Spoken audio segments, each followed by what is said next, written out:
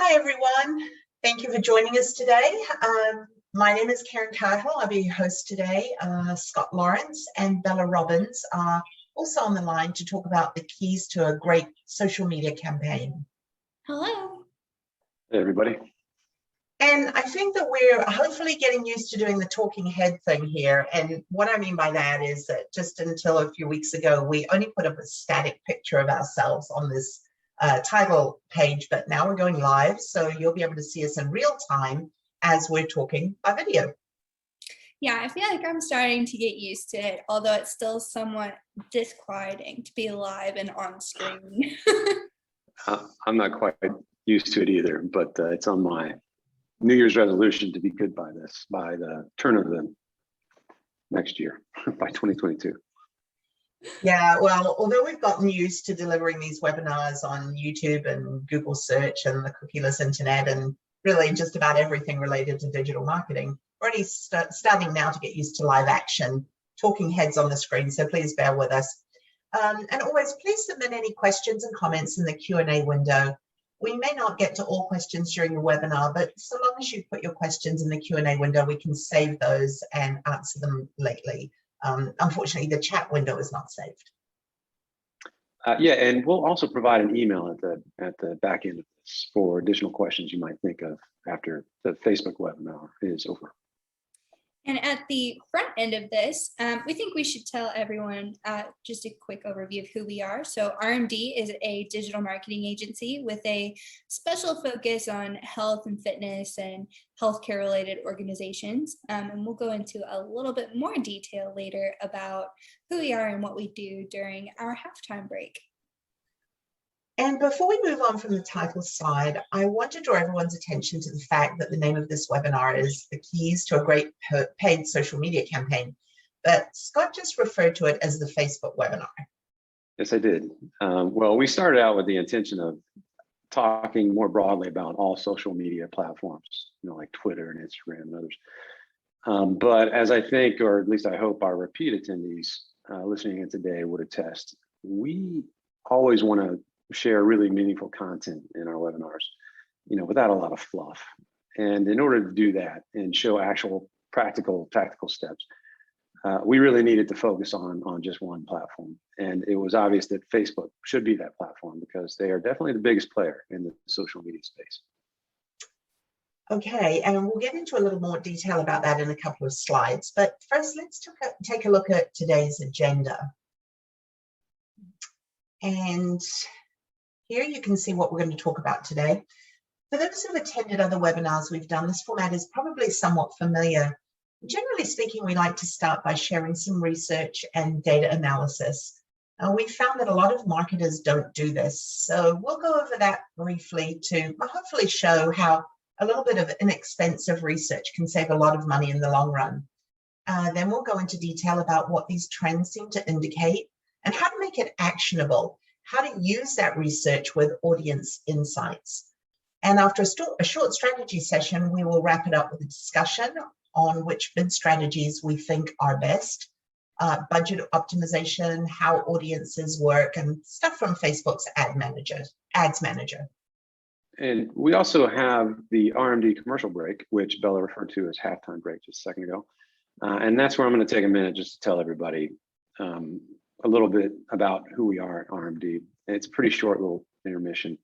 And for this webinar, due to some great feedback we received from a previous webinar, we're adding a little legend at the bottom of each slide. So while we're covering off on the short research segment, for instance, that'll be highlighted. Then the audience insights segment is next, and so on for the rest of the segments. As we go through each segment, we'll highlight it at the bottom of the page so everyone knows where we are in the presentation and what's coming up next. We also always try to gamify our webinars, so we've inserted little fun trivia questions along the way today. We have the ability to drop a little interactive survey question onto your screen, and I just would really like to encourage everyone to participate in those. The fun trivia questions are completely anonymous, and they are kind of fun when everyone participates. Okay, so let's get into it. I'm going to talk about why we called this a Facebook webinar. And here's a graph from the Pew Research Center tracking the popularity of social media platforms for adults across the US. We removed Facebook and YouTube from this chart, and this is where we thought it'd be fun to throw in our first fun trivia question of the day. It may feel a little like deja vu for people who've attended our YouTube webinar, because we use that chart in this, we use this chart in that webinar too, because obviously it makes sense for both Facebook and YouTube webinars. Right, and we don't really have any prizes to give out, so I guess it's okay if some people came into this webinar with the answers ahead of time. Again, we just do these trivia questions because we think it's fun to see what we all think. And like I said, they're completely anonymous, so there's no reason not to answer the question that should be coming up on your screen now. So here's the question: is YouTube more popular or less popular than Facebook? And we'll unhide those two components on the graph as soon as everyone's answered. And answers coming in now. Thank you very much. This is a simple one, so I'm just gonna give another 3 seconds. Get your answers in if you haven't. Okay, I'm gonna call it. 62% said Facebook is more popular, and 38% said YouTube is more popular. So thanks for playing. And as it turns out, YouTube was slightly higher a couple of years ago and has continued to grow more popular than Facebook. Right, and for some reason, Pew Research started tracking YouTube with social media platforms in 2018, as you can see. Although I think most of us don't really consider YouTube to actually be an example of social media. So we'd say Facebook is still the most popular social media platform. And of course, we have a webinar on YouTube marketing, as I said, so let us know if you'd like a recording of it and we can send it to you. One other point is that this metric really only tracks the percentage of people who use these platforms, but doesn't tell us how much time people are spending on the platforms each day. Yeah, and said another way, Instagram, which by the way is also owned by Facebook, has been growing pretty steadily, but still has far less market share than Facebook. And that's an important metric. But what if Instagram's audience is viewing Instagram posts 3 times as long? In other words, what if people are on Facebook for 30 minutes a day, but people are using Instagram for, say, an hour and a half a day? And that's the setup we needed for the next slide. Yeah, so a lot of people are using Twitter, but they're not spending a lot of time on it, as you can see. And then Instagram has gotten more popular, but the amount of time people are spending on it is still less than the time they spend on Facebook. And you can see YouTube and Snapchat, Pinterest, they're all here. People spend more time on Facebook than even YouTube. So Facebook's the winner for both the number of users as well as the amount of time spent using them. And that is the primary reason for why this webinar on paid social media platforms, we are focusing on Facebook.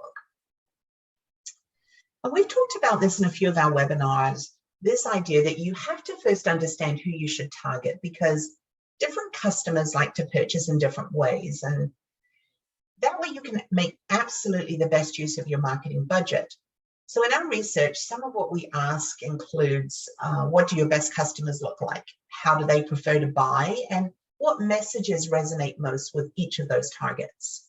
And I have to say, research is not a very popular tactic with a lot of marketing organizations, because many marketers have gotten lazy, I think, for lack of a better word. I mean, we've learned to count on Facebook's and Google's logic to tell us who the best prospects are, but I don't think this really can be overstated. This inexpensive research, and we're going to cover in just the next 3 slides, is more important now than ever for 2 reasons. The first is that with the release of iPhone's iOS 14.5 just 3 or 4 months ago, IDFAs are now being blocked, which is one of the things Facebook uses to build its logic for who your best prospects are. IDFAs are how social media platforms track people's movement when browsing from their phones. And we should mention that IDFA stands for Identifiers for Advertisers. They work a lot like third-party cookies, but for smartphones. We covered this topic much more in our webinar on the future of a cookieless internet, so we're not going to get too deep into that today. But Scott, just to recap part of it here, it's important because more people use their phones to access Facebook, right? Right. more than 3 times as many people use their phones to access Facebook. So it's 168 million Facebook viewers on the phone compared to 54 million viewing Facebook on their computers. And iPhone has nearly half of the smartphone market share. So Apple's new iOS blocking IDFAs is likely to have a pretty major impact on Facebook's ability to have that really fine-tuned targeting. But speaking of cookieless, Apple's Safari browser and Mozilla's Firefox browser and several other internet browsers are also already blocking third-party cookies, which will also make it difficult for Facebook to track and target people. So like I said, research will be more important than ever in the future. And Google Chrome has announced that it'll stop all third-party cookie tracking by 2023. So Facebook's ability to target may face a bit of an uphill climb in the near future. But Scott, you said there were 2 reasons. That's right, I did. Well, I think the second reason is actually going to be pretty obvious in just a couple of minutes, because I think everyone's going to be able to see that what we pull from research really can't be achieved through Facebook's logic. Okay, well, with that said, before we dive into the research segment, I'll just mention that we're going to show how to build a faux Facebook campaign based on the research we're about to go over. Yeah, and Bella's going to cover that in the segment on audience insights, which you can see is next in the agenda on the bottom of the screen. That's how that works. All right, great. So let's move along.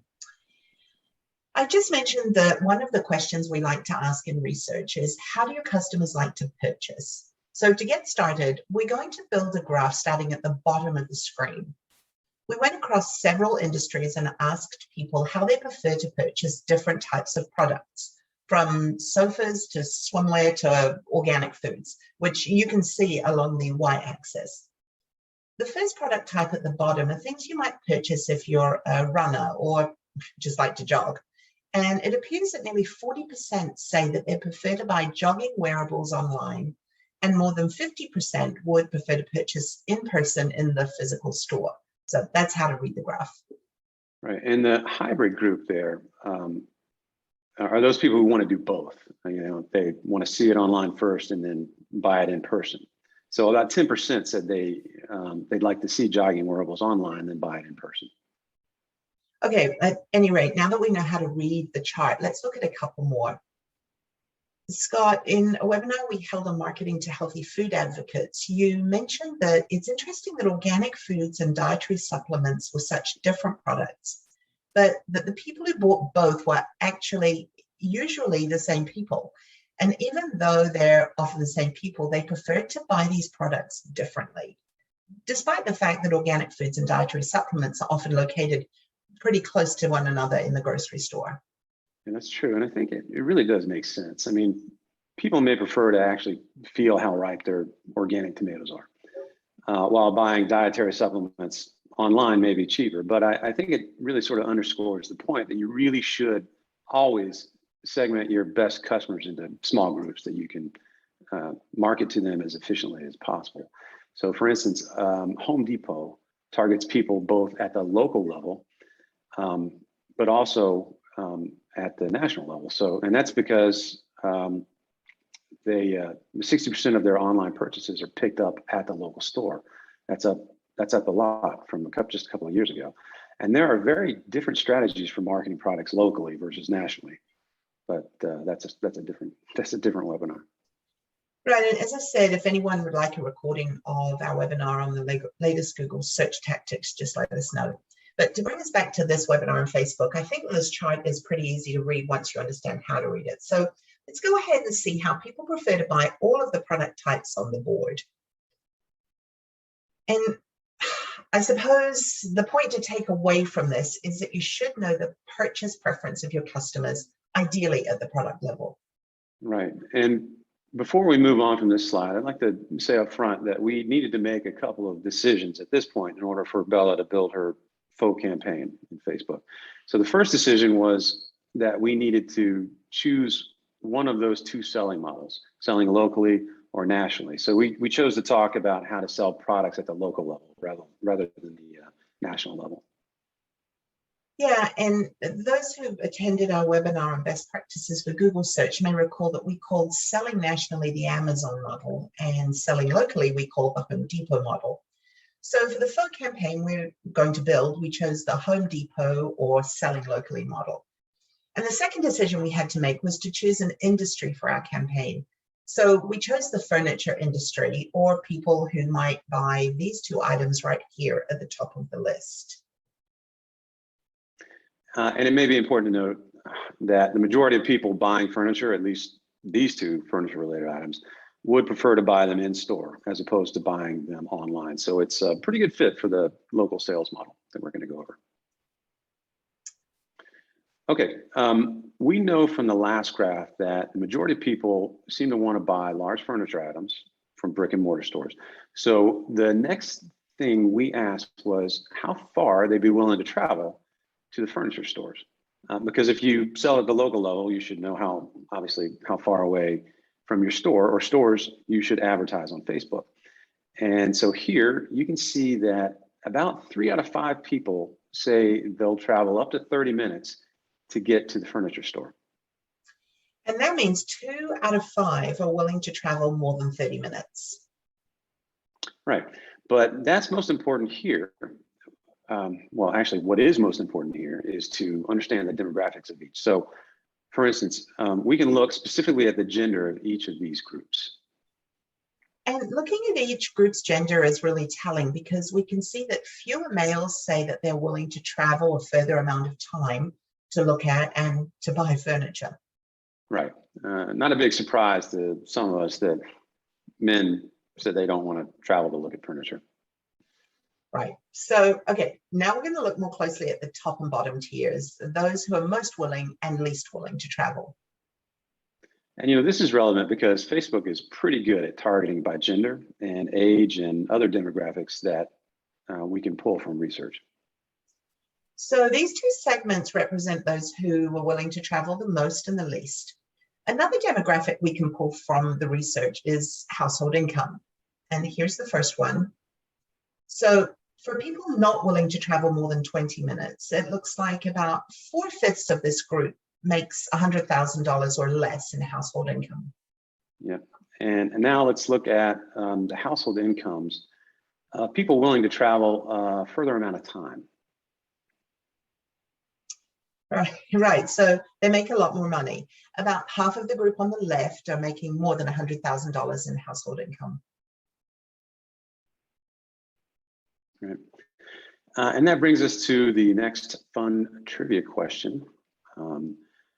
So we'd like to know if everyone thinks more single people or more married people are willing to travel more than 50 minutes to buy furniture. So that should be coming up on your screen now.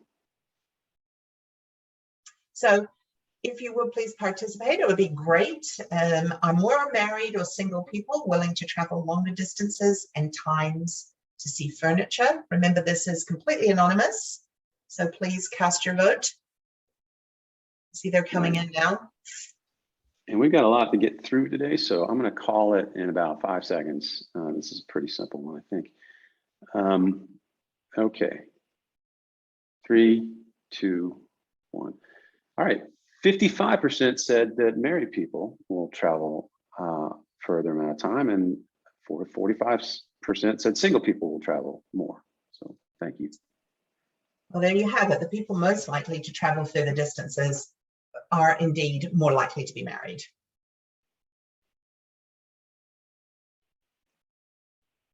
There it is.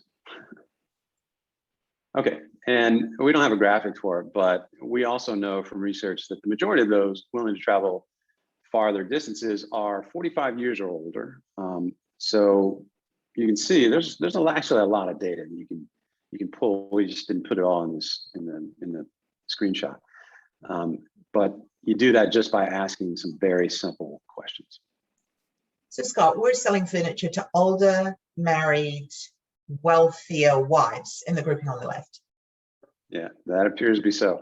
But this short research segment really, you know, it really just doesn't do justice to just how much rich data you can derive from asking just a few questions.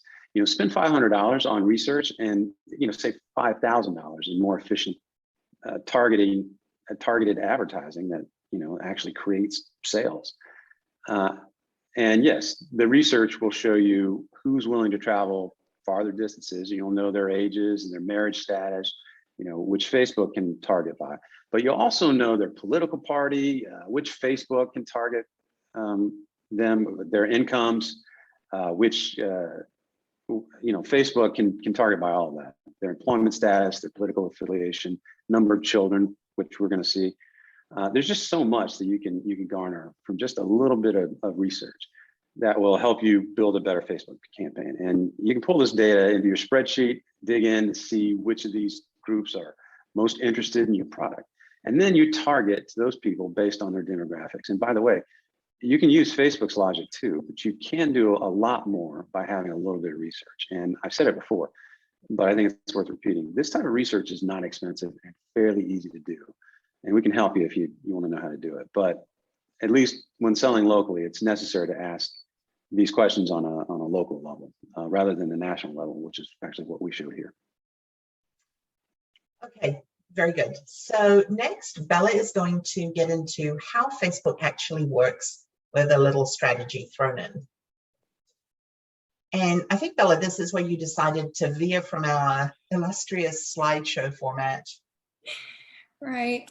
Well, we usually use screen grabs to showcase important tools and data and analyses because we think it's normally better to use those screen grabs and animations in this webinar format. But the Audience Insights is an interactive tool that we wanted everyone to actually see.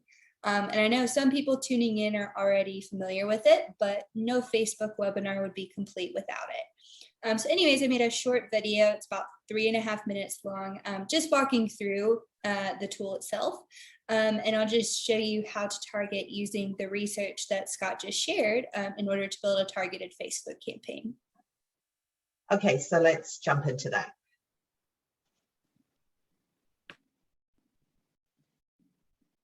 Alrighty, so we're now in Facebook's Audience Insights. When you go to create an audience, you go right up here and select Create New.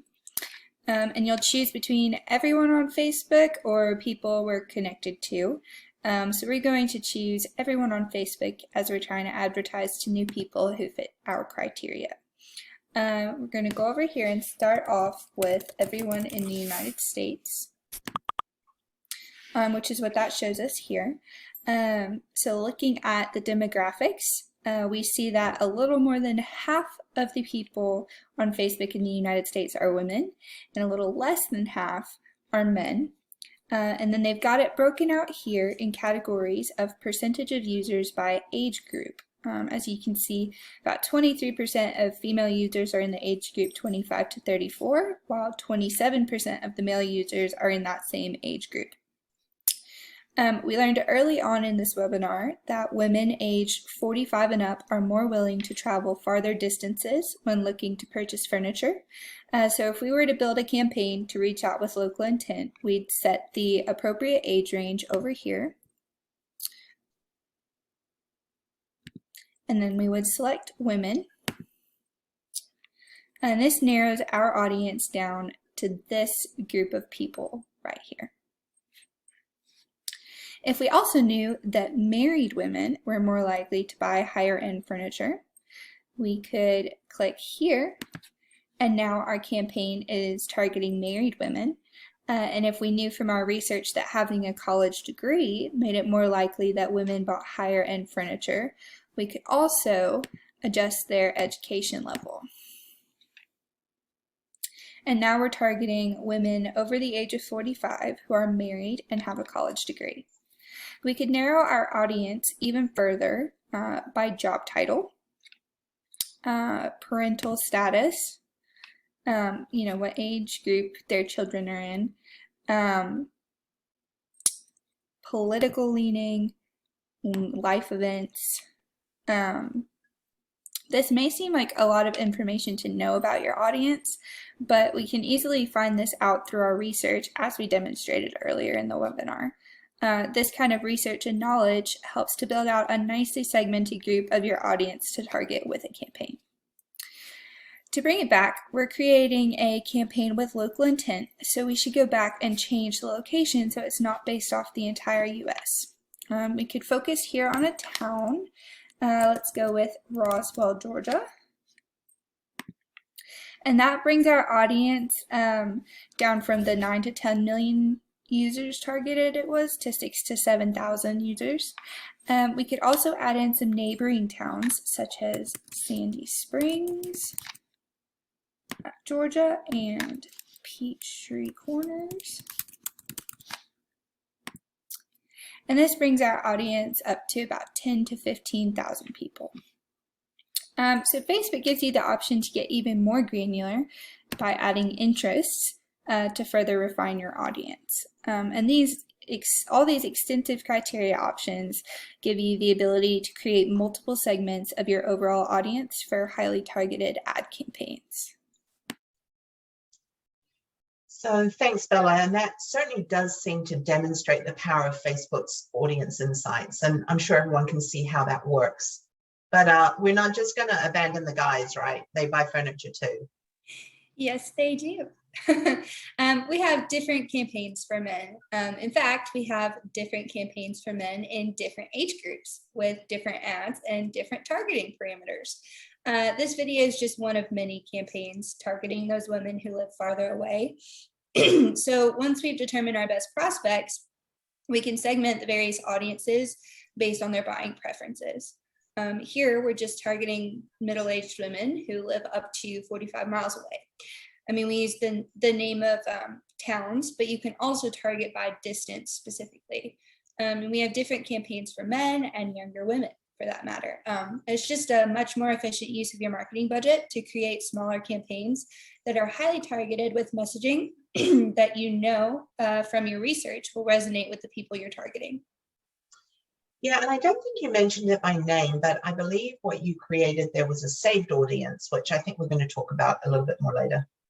Yes, immediately after I saved that particular audience, it became what Facebook refers to as a saved audience.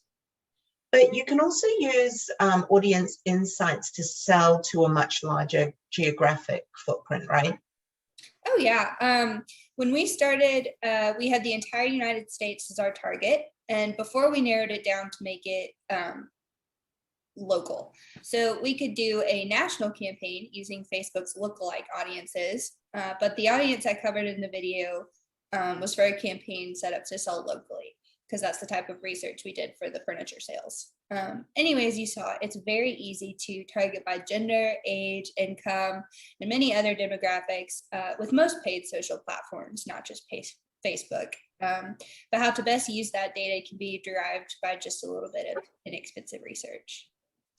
Right, and as we said at the beginning of the research segment, Facebook's ability to provide detailed targeting data may be much more limited in the future, given that Apple's blocking IDFAs and third-party tracking and others are following suit. Yeah, that's true. I mean, it's easy for Facebook to have data like gender and marriage status and even, college degrees, because that's information that people willingly give to Facebook. It's Facebook's first-party data. But the third-party data Facebook is getting from the internet is definitely drying up very quickly. Yeah. Well, we mentioned this a minute ago during research, but I just want to clarify that the iPhone is actually requiring people to opt in to be tracked now. The jury's still out as to how big of an impact this will have, but many analysts believe that up to 90% of Facebook users will opt not to be tracked. And since Apple owns nearly half of the smartphone market, this could really negatively affect Facebook. Exactly. Well, again, with the third-party cookies and IDFAs disappearing, the solution is to do a little research and target people based on your data and logic. Exactly. And I could mention we have an entire webinar on how privacy is impacting and disrupting marketing efforts today. So anyone tuning in should let us know if they'd like to have a copy of that. Anyway, next up is the strategy segment. As well as the tactical segment, where we'll talk about Facebook's Ads Manager, bid optimization, and audiences. But first, this is the spot where Scott inserted his very brief 2-minute commercial. Alrighty. Yes, I did. Thank you, Karen. And thanks everybody for sitting through this.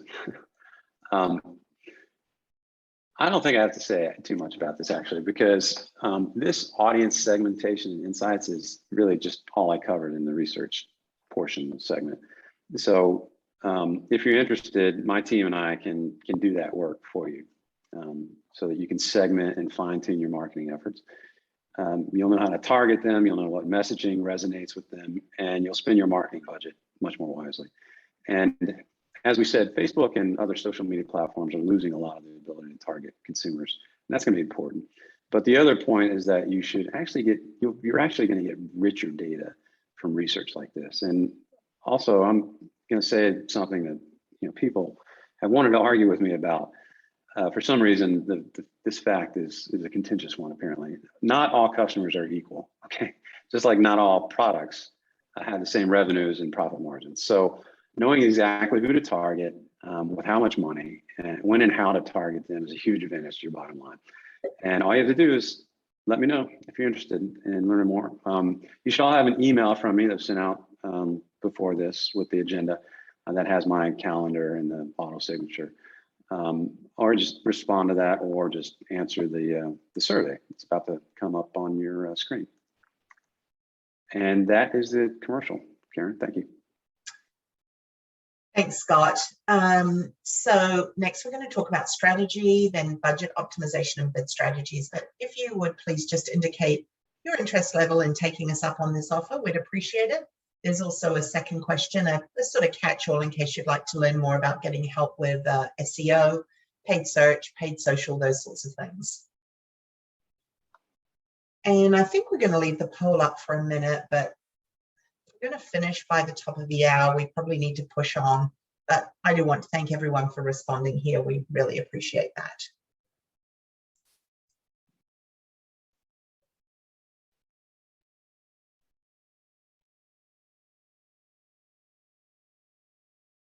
Okay, we're going to get into more tactical stuff next, but we wanted to include a quick, very brief 3-slide segment because we think not enough people have considered what we're about to go over. And we think it's definitely worth it. So we'll just float a couple of ideas out there for everyone to consider in the event that they're not currently doing something like it. In terms of building a social media strategy, we think it's a really, really good idea to build a content calendar across multiple platforms. And we would argue that, like research, that should be done at the product level. Yeah, and this is a pretty basic calendar, but it's just to highlight how a content calendar might be laid out. Right. And there are really a lot of ways to represent it. You can do it in a spreadsheet, on a graph. Some people even include the ad spend and profit margin inside the graphs. Yeah, including profit margin is a good idea because it makes sense to sell as much of your higher margin products as possible. And on the other hand, selling lower margin products that have a higher demand is also a good idea. Right, and the content calendar should be closely tied to a forecast at the product level. Right, and these are the 4 metrics we would recommend. Well, yeah, I'm sure there are a million ways to do it. I know some of us old schoolers also like to include revenue and cost of goods and that sort of thing. But I mean, they're all related to one another. In other words, how much you spend on advertising is going to impact your margins because that's a cost. And how much you spend should obviously consider the demand for it. But because they're all related, some people find forecasting to be sort of problematic because they feel like they're putting a stake in the ground for something they're not sure of. But we definitely consider it a best practice. And look, no forecast is exactly accurate ever. In fact, they can be way off, but that's not a reason not to forecast. In fact, it's a reason to forecast because it quickens and solidifies the learning, which leads to better spending decisions in the future. And that leads to a better return on ad spend or ROAS. Okay, well, of the 4 metrics in the table, all of them can be calculated pretty simply with the exception of demand. So we wanted to focus on that metric in particular next. Many people have told us that they try to estimate demand based on last year's sales, but we've argued that that's not a great way to predict future sales, especially considering last year's COVID craziness. I mean, I think we were still probably in lockdown at this time last year. That's true. But even in normal years, it's not a great practice because how much you spent on advertising probably impacted your sales figures, which can lead to confirmation bias when attempting to forecast future spend. At any rate, there's a really easy way to estimate demand that we thought we'd go over briefly. So GoogleTrends.com is a free way to show the search volume of any search phrase. We chose lamps here in our example, in keeping with the furniture motif, but you can put whatever search term you want in there. It could be table lamps, floor lamps, lamps near me, whatever you like. And you can choose whatever location and time frame you want. So we chose all of the United States and the entire year of 2019, as you can see. Because estimating demand from what happened in 2020 wouldn't be a good idea. So anyway, let's see what it returned. Right, so it's kind of a lot to take in here, but on the left is a scale of 0 to 100, which is Google's search index points. And if you follow that blue line left to right, you can see the search demand for the keyword lamp isn't exactly static. Demand ebbs and flows. Also, there might be some nuggets to pull from this chart. For instance, some furniture retailers reduce their advertising right after the Christmas rush because the demand for big furniture items die off. But some furniture items keep selling into the new year. Yeah, it looks like this one was still being searched at 100 index points in January, but then falls to its lowest point on the index at 68 by the end of April.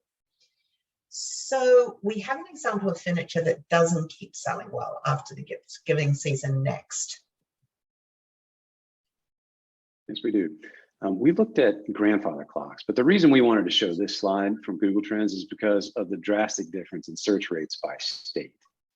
You can see from the color-coded chart that there are definitely very different areas of greater or lesser interest in grandfather clocks, depending specifically on the geography.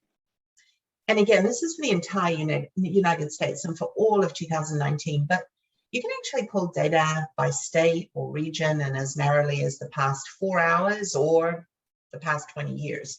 So if it's not currently a tool that you're using, Google Trends might be worth checking out. Okay, and I think you have one more example to share, Scott. Right, this is the last slide before we move to Ads Manager. So you can see that searches for patio furniture are highest in Arizona and Florida, right?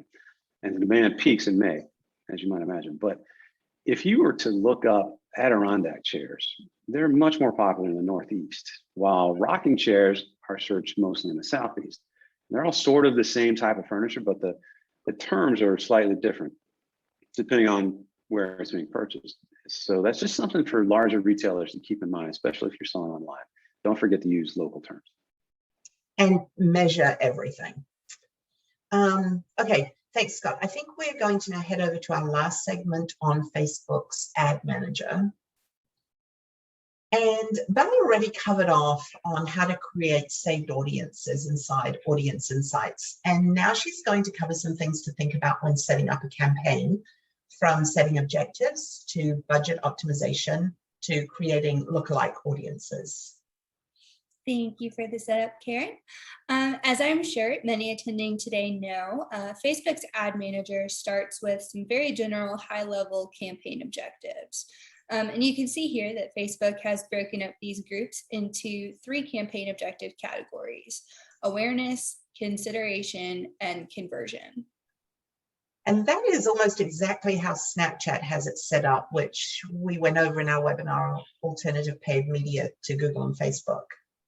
Very true. In fact, most social media platforms have some derivation of these 3 objectives. But then you can see that when you choose one of these options, as we did here, they provide a description for what it means.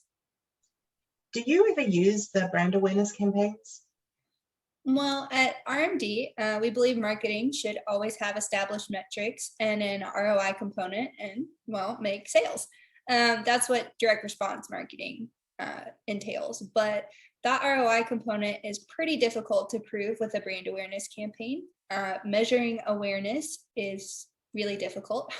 We consider brand awareness and ad reach to be more of a vanity metric nowadays, at least within digital marketing.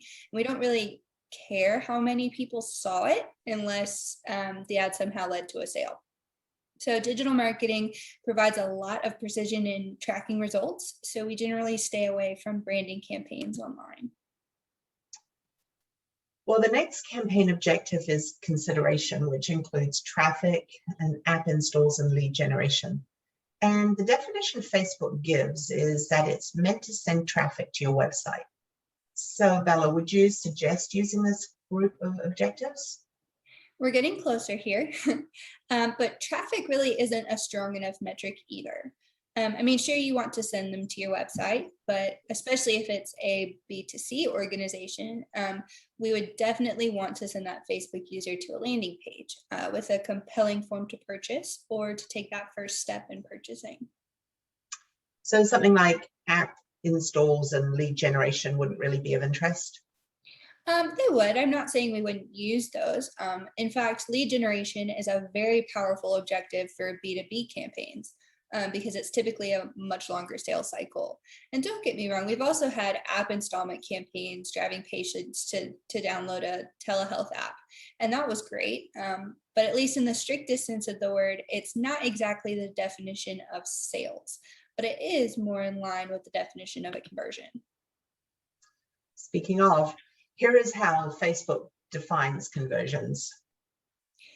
Yes, now this column, conversions, is the safest place to be when using Facebook's Ads Manager. And this is mostly where we live at RMD. Conversions and store traffic and catalog sales should result in sales. Again, the column to the left, consideration, isn't terrible. We use it too. Lead generation is a good way to gather leads within Facebook for B2B campaigns. But anyway, all of this leads to setting the campaign objective, and it's what's known as campaign budget optimization, or CBO, in Ads Manager. And that's coming up next. And here is the campaign budget optimization page, or a CBO. Right, well, most probably know this, but the first tip here is to make sure that it's toggled on. And if you do, it'll show the following options. And now we're actually into the bid strategy portion of the webinar, but not all of these options are available for each of the campaign objectives we just went over. Right. For instance, if for some reason you wanted to choose reach or awareness as your campaign objective, meaning you just want your ad to be seen by as many people as possible, Facebook would only give you the choice of these two, lower cost and bid cap. Okay, so that we're on the same page, let's quickly go over the difference between those two bid strategies. Sure. So the lowest cost prioritizes getting you as many ad placements as possible at the lowest cost. And that's a good thing, especially for businesses on a tight budget. You'll reach all of the lowest cost opportunities with your budget, and it's pretty hands-off, and Facebook manages the bidding for you. Those are the positives. Now, Facebook will tell you that the negatives are that there's not much in the way of cost control, but we'd argue that this is even more reason to ensure that you have tight targeting. Probably everyone listening in knows that when building your audience, Facebook has a little meter that shows you if they think your audience is too broad or too specific. But what Facebook might consider to be too narrow, we wouldn't necessarily think that to be true. And that's because we wouldn't necessarily only rely on Facebook's algorithms to dictate what our ideal audience should be, as we've discussed. Facebook will tell you that your audience is too narrow, but we'd say lots of very narrowly focused audiences are much, much better than trying to reach too broad of an audience with a single campaign. Right, so how about bid cap? How's that different? I think the concept of the bid cap became popular when eBay rolled out their online bidding in the mid-90s. So a bid is what you're willing to pay, but not necessarily the full amount of what you'd actually pay. It's what you're willing to pay per conversion, but you actually will only pay a penny over what the next highest bidder would pay. So in other words, if there are 4 bidders bidding for 3 spots and one of them bids 30 cents, 2 of them bid 50 cents, and the last one bids $10, the guy who puts in the bid for $10 is likely to win the bid and only pay 51 cents, which is a penny over the next highest bid. Right. Also, bid cap is the only pricing strategy where the advertiser sets the bid rather than Facebook. I suspect that the incentive for Facebook to provide this bidding system is because there are very likely plenty of $10 bidders out there who think they're going to game the system and outbid the 50-cent bidders, which will artificially elevate the bid prices. That is the thinking, yes.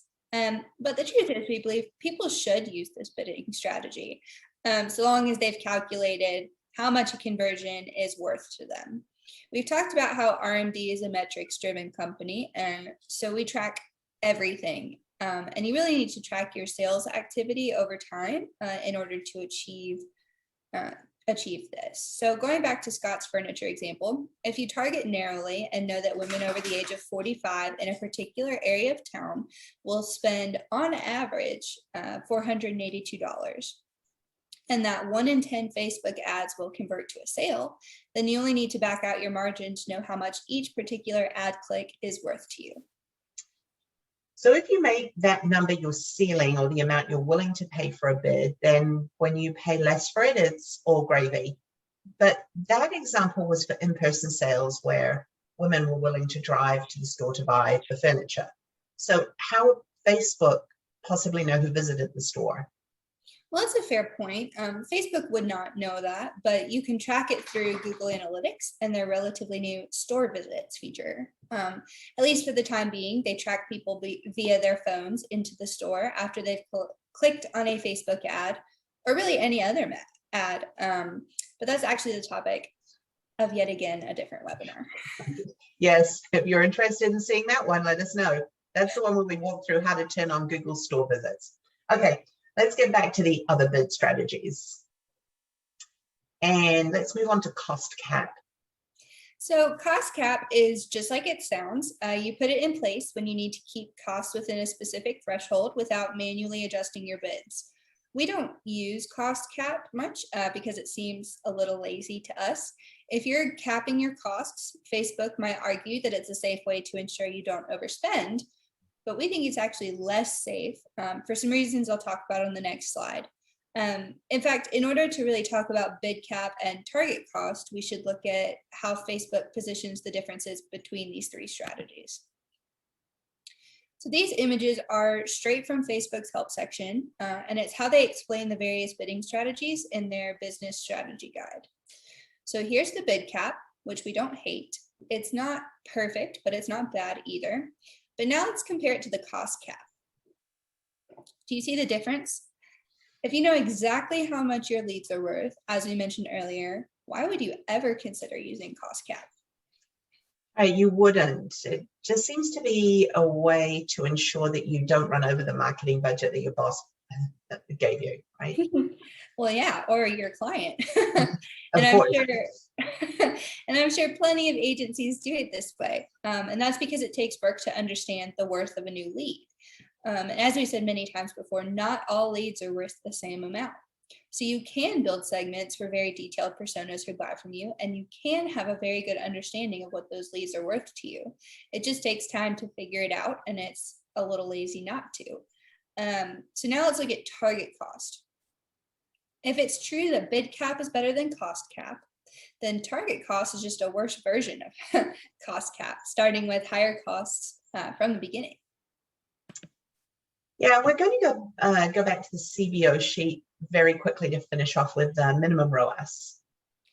So this is a relatively new budget qualifier in the CBO. ROAS is more of that marketing vernacular that we alluded to earlier. It's a pretty familiar term with marketing types. It's an acronym that stands for return on ad spend. Now, obviously, you want your return to be maximal, not minimal. So the term minimum ROAS did seem a little weird to us at first. But Facebook has said that their interpretation is like the bid cap concept. In other words, Facebook works to achieve the minimum return that you would be happy with. So instead of setting the ceiling like you do with bid cap, you're setting the floor with ROAS. So Bella, why is minimum ROAS grayed out in our example here? It looks like it's supposed to be a choice, but it's not. Well, that's because in our example, we're trying to drive in-store sales. And as we said a minute ago, Facebook doesn't actually know if people bought your product while they were in your physical store. They can only tell if you bought online from your Facebook store, or if you have pixels set up on your website to help Facebook understand that they bought from your website. And by the way, ROAS from your website isn't possible without pixels in place. Yeah, I think that this is a really important concept. We talked earlier about saved audiences. If you are selling online, then you would be able to take advantage of this ROAS feature. Right. Well, if you're selling online, you will be able to see how your saved audiences are performing. And the more narrowly you create those campaigns, the better you know how well specific audiences and specific types of people are performing. Then Facebook can also create lookalike audiences where they match people with similar demographics and interests and behaviors to your best performing saved audiences. And we think these customized audiences have been a pretty beneficial development in Facebook's marketing tools. Okay, let's take a look at customized audiences page. All right, so here's that customized audience page where you can choose from either your sources or Facebook sources. And so on the page we're looking at right now, it appears that customer list is being hovered over with the pointer at the time of the screen grab. Right, and you can see Facebook attempts to define what each of these are on the side. And that at the end of that definition, you'll notice that Facebook is sure now to explain that although you can still upload your own customer list, it's all anonymized. And that means that the privacy of the people's identities that you upload should be protected. So you said that they can still upload customer lists. Is that because of the legal trouble Facebook got into a couple of years ago for sharing people's data? Back when Mark Zuckerberg had to appear in front of Congress? That's exactly what I meant. This customer list used to actually be much more powerful tool for marketers because you could upload a list of absolutely your best customers and Facebook would tell you all about them. Not only their behaviors and interests within Facebook, but also third-party data that they purchased, such as their income levels. Yeah, so I can see why that's considered a no-no. And how about the source next to it, websites? So that's also a really powerful tool, and it's how Facebook can begin to calculate your return on ad spend. But again, this is where you need your pixels set up on your website to ensure you're tracking what consumers do once they get to your site. In other words, you can have a Facebook pixel on a thank you page when someone completes a checkout. That way, Facebook knows they've purchased something on your website and can add it to their calculations. Exactly. And again, those are all your own sources, but you can also use Facebook's sources. So if you value video views or what Facebook calls an event on Facebook, you can have pixels set up for that.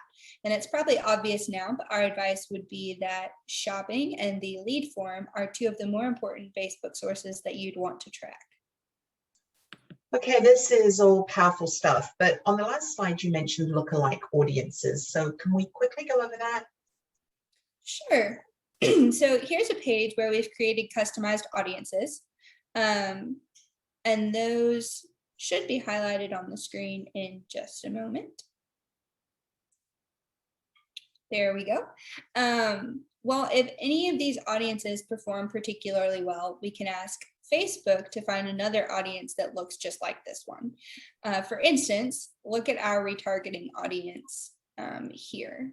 It's a custom audience we created of 5,000 people who've taken certain actions on our website over the last 60 days.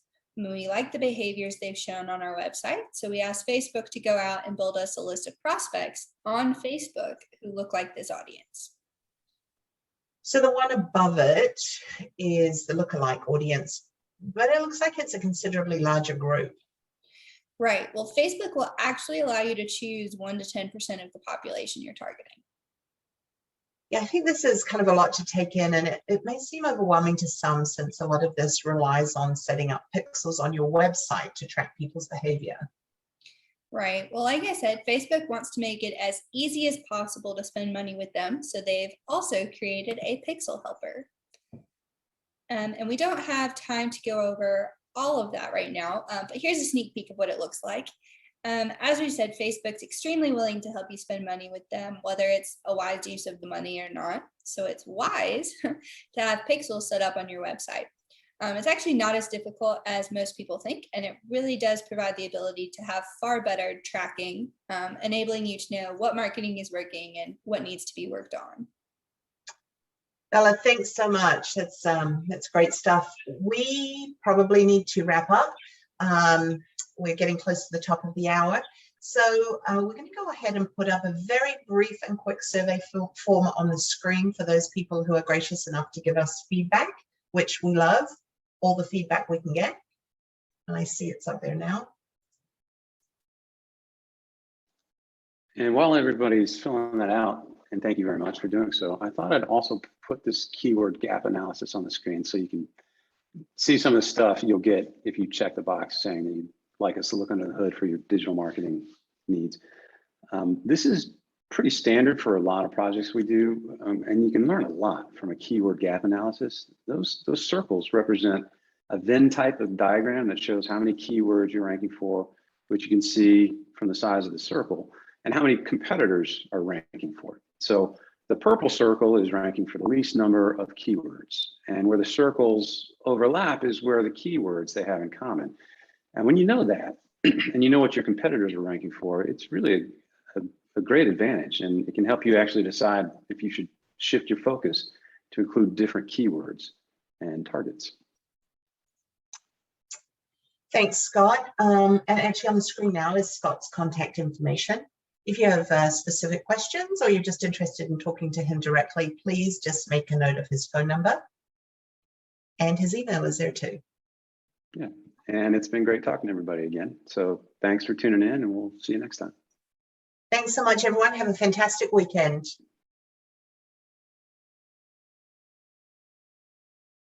Oh, well, we'll leave that feedback form up just for a few more minutes, just so everybody can fill it out. But I think we're all just going to go on mute. So thanks, bye.